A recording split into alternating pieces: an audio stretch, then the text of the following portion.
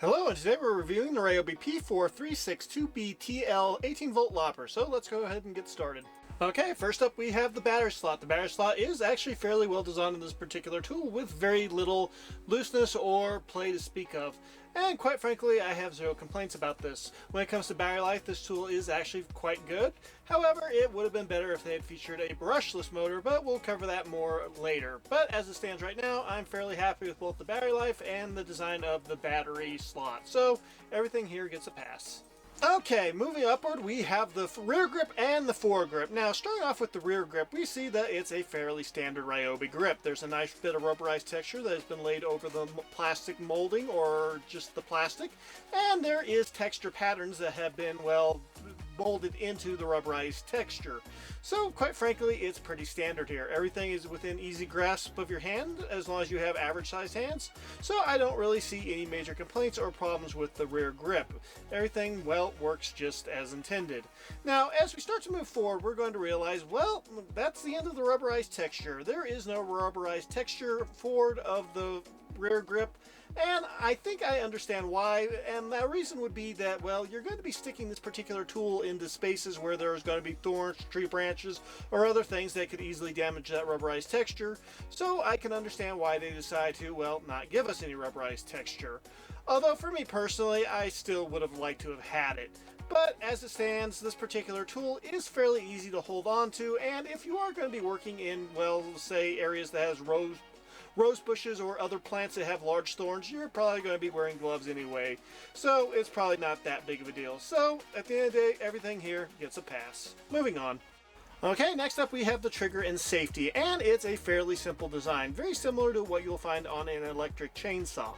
In order for you to pull the trigger, you will have to pull the safety backward first and hold it, and then you will be able to depress the trigger. Once you start to depress the trigger, then the jaws will start to close, and at any point you can release the trigger and the jaws will start to open again. So it's a fairly safe design.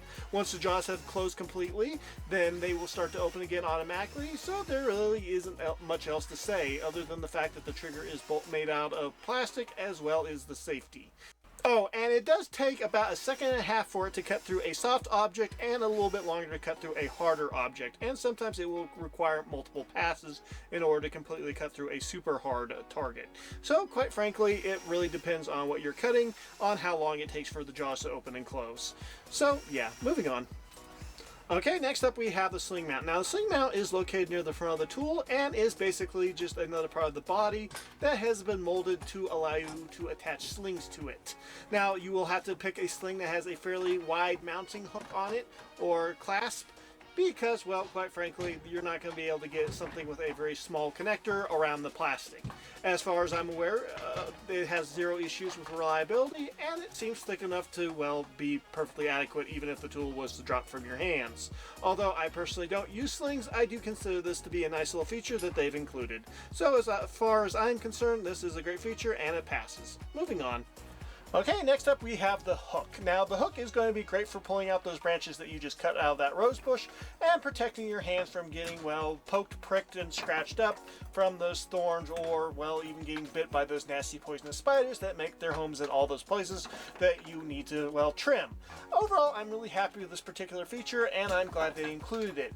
Now, it's not to say that it's perfect, because sometimes it does get in the way, but if it is getting in the way of your operation of the tool, you always have the option of being able to remove this particular hook just by taking out the two Phillips head screws that hold it in place. The hook itself is made out of metal and is fairly well robust. It's nothing crazy, but it should get the job done, and it is a nice feature and will help you out on certain pruning jobs. So overall, I'm fairly happy with this particular feature and it gets a pass from me. Moving on. And last but not least, we have the lopper jaws themselves. Now, the lopper jaws on this particular tool are made out of metal and close via a metal cable, which pulls the jaws closed, and then open via a spring that pulls the jaws back open once the trigger has been released or the cut has been finished. At the end of the day, this really is a fairly nifty little system, and it does get the job done. It can usually cut through most anything that will fit inside of its jaws that is fairly soft, say a fresh bit of soft pine or juniper, or even lilac on the first go. However, if the wood is older, you may have to make multiple attempts in order to cut through it, and it will get stuck occasionally. If your jaws do get stuck in a closed position, I would recommend either tapping it with a rubber mallet or loosening the bolt on the side of the jaws in order for the jaws to, well, snap free. You don't have to remove the bolt completely, just loosen it slightly, and then once the snap free, then just go ahead and tighten it down again. Unfortunately, I was not able to recreate them several times that this happened to me while using the tool for actual work, and so you'll just have to take my word that it does happen occasionally. And it usually only happens with harder materials that it's having a hard time cutting through. At the end of the day, it's a fairly interesting design, and it seems to get the job done and allows you to have a little bit longer reach than, say, a standard pair of hand loppers. So, quite frankly, everything here is completely functional and will get the job done, so it gets a pass from me. Moving on to the weight of the tool. Okay, without a battery, the tool weighs 2,053 grams, which is about 4.5 pounds. And with a 4 amp hour battery, it weighs 2,781 grams, which is a little over 6 pounds. Okay, let's talk a little bit about this particular tool in use, and I have to say, it's a fun little tool to use. It definitely isn't going to be replacing a manual pair of loppers in my tool arsenal, but it still has its place, and it still can come in handy, especially in situations where a manual pair of loppers just won't work. Tight tight spaces where you can't open and close a manual pair of loppers are something that comes to mind when I'm using this particular tool, and also areas where there are lots and lots of sharp thorns and I want to cut extremely close to the trunk or base of the plant. So there are a lot of different situations where this particular lopper is going to be functional where a pair of manual loppers just won't work. Now, with that being said, this isn't going to be the best tool for removing old dead wood that's had a chance to get hard. This tool is definitely much more suited for, well, working with live plants that are still soft and aren't incredibly difficult to cut through. This will still cut through fairly hard or, stiff wood, but it definitely isn't going to be nearly as effective as, say, a 6-inch pruning chainsaw or an 8-inch pruning chainsaw for those harder to cut through objects. So it really is going to be up to you and your own personal calls on when to use what tool. But for me personally, I do enjoy owning this particular tool, and it definitely comes in handy. I do wish the price tag was a bit cheaper, but that's how I feel about most tools. So at the end of the day, this is quite a unique tool, and it definitely has its pros and cons, but I definitely think this is a worthwhile tool to have, especially if you're really in the whole let's make the yard look immaculate and perfect in every sense of the word camp. Or if you're in my camp, which is let's just go through and clear out the dead wood so the whole yard doesn't burn down next time some idiot starts a fire and it gets out of control. So quite frankly, this particular tool can come in handy and is useful in a variety of different circumstances where a manual pair of loppers just don't function because of space restraints or just on the risk of damaging other things on what you're trying to cut up. So quite frankly, this particular tool definitely is going to be useful, but will not completely replace a pair of manual loppers, which you can probably go quicker and have more force on.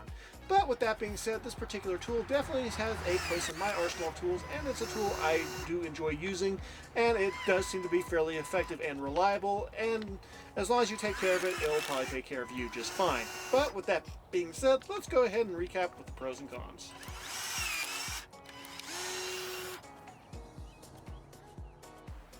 Okay, first up we have 18 volt. 18 volt means that this will work with all your Ryobi 18 volt batteries, and you can adapt batteries over from other brands via third-party adapter in order to use it with, well, let's say your DeWalt or Makita batteries. Just remember, you do that at your own risk. Long reach. Overall, I'd say this is the high point of this particular tool. This will allow you to get into spaces where a manual pair of loppers just won't reach because of the way they function. So as far as I'm concerned, this is definitely a pro. Battery life. Ryobi claims you can get 101 cuts using a 2 amp hour battery, so you should get around 200 cuts using a 4 amp hour battery, and this is a fairly effective battery life, and it should allow you to finish up most of your yard work with a single battery, so I would consider this to be a pro. Sling mount. Having a sling mount is a nice feature, and I would consider this to be a pro even if it doesn't come with a sling. Hook. The hook is especially useful if you're cutting in spaces that have lots and lots of thorns and you still want to remove whatever you just cut. So in my opinion, this is a pro.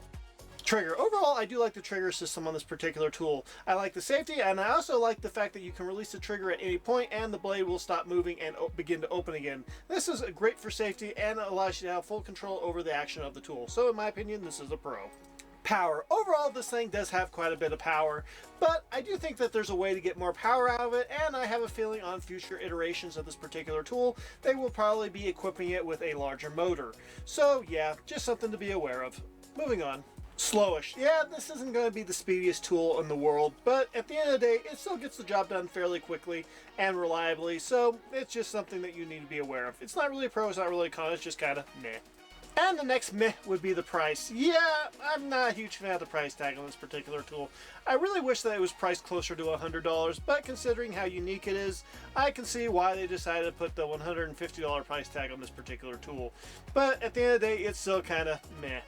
And the first con would be that it's brushed. Yeah, for the price that you're paying for this particular tool, it really should have a brushless motor which could provide more torque and, well, better battery life. So yeah, I would definitely consider the fact that it has a brush motor to be a con. Hard to unjam. I can only imagine that on future iterations of this particular tool that they'll come up with some easy and super effective way to unjam the jaws of the tool when it gets stuck. But as it stands on this particular tool, when the jaws become jammed, it is a little bit of a pain to get them to become unjammed. So this is a con in my opinion. And that is it for the pros and cons. Final thoughts on this particular tool. I really do like this particular tool, and it's a fairly unique tool. There aren't a whole lot of tools like this on the market. And, well, quite frankly, it can be super effective in a lot of situations where a manual pair of loppers just won't work. So, at the end of the day, I really do think this is a tool to take a look at if you are into yard maintenance and you are not satisfied with your manual pair of loppers for getting into tight spaces. But then again, considering the price tag, I can see how somebody can pass it by. So regardless of not if you're planning on buying this particular tool, I think this particular tool is fairly decent and it does come recommended, as long as you're aware of its shortcomings. And that is it for this video. If you liked it, please like and subscribe, and we will see you next time. God bless.